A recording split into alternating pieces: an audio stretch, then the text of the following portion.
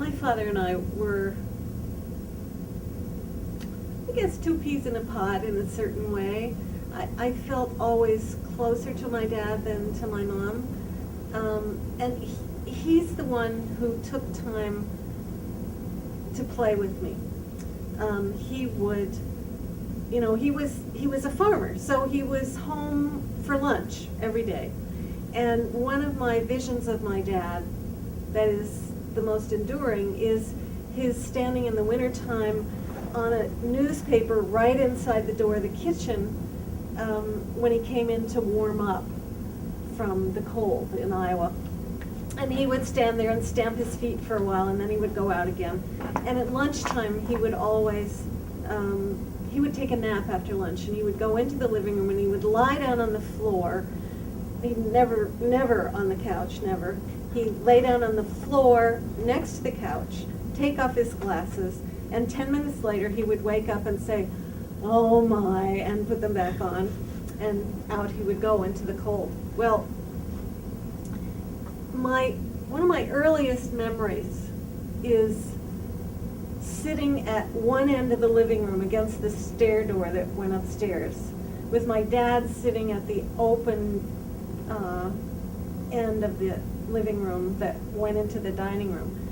And we both would have our legs apart, and we were rolling a ball between us. So you can imagine how old I was, that seemed exciting. And maybe two, I think, somewhere around there. Anyway, that is one of my earliest and most joyful memories. And, you know, later it would morph into board games always on the floor of the living room, never at the table. And he drew the line at Monopoly because it took much too long. Mm-hmm. Well, the time came when I got into 7th grade. Kate would say I began to turn from a dog to a cat. And when I was little, we didn't have a bathroom in our house. We had an outhouse. And I was afraid of the dark, like a lot of little kids, and I hated going out at night to that outhouse. And they gave me this little flashlight, blue plastic flashlight that was the shape of a dog, and its eyes were little light bulbs, and if you pushed on its little curly tail down, the eyes lit up. So that made climbing over the fence into the barn lot a little better.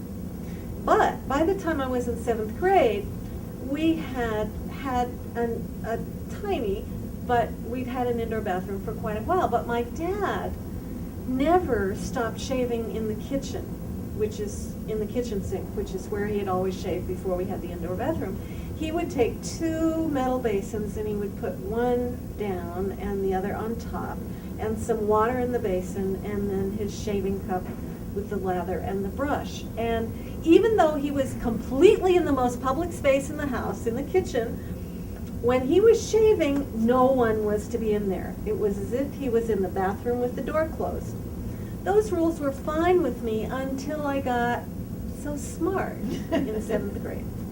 And then I started teasing him. I would come to the door of the kitchen where there was a counter, and I would say, "I'm watching you."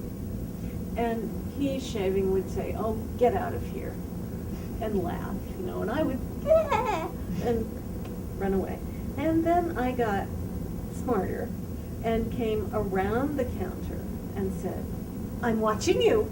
And he would say, "Oh, get out of here," and laugh and go back to his shaving, and I would run off in the other room. And then I came to the stove, which was between the counter and the sink, and I would say, "I'm watching you." And he would slice the air and laugh and be kind of annoyed. And then finally, one day, as I came around the corner to the stove and was considering going to the second side of the double sink, it was a perfect moment. My dad was holding up his nose and shaving right under his nose. And I saw this big space under his arm. And I came flying around behind him, put my head up under his arm and said, "I'm watching you." And he said, "Oh, get out of here," just like he always did.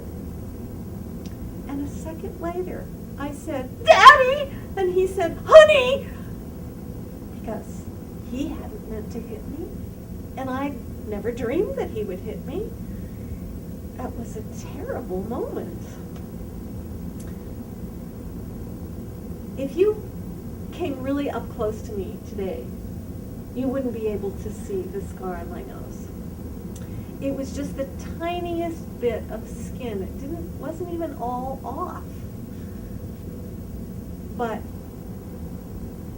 the punishment, perhaps, was that this smart 7th grader had to go to school with a Band-Aid on the side of her nose.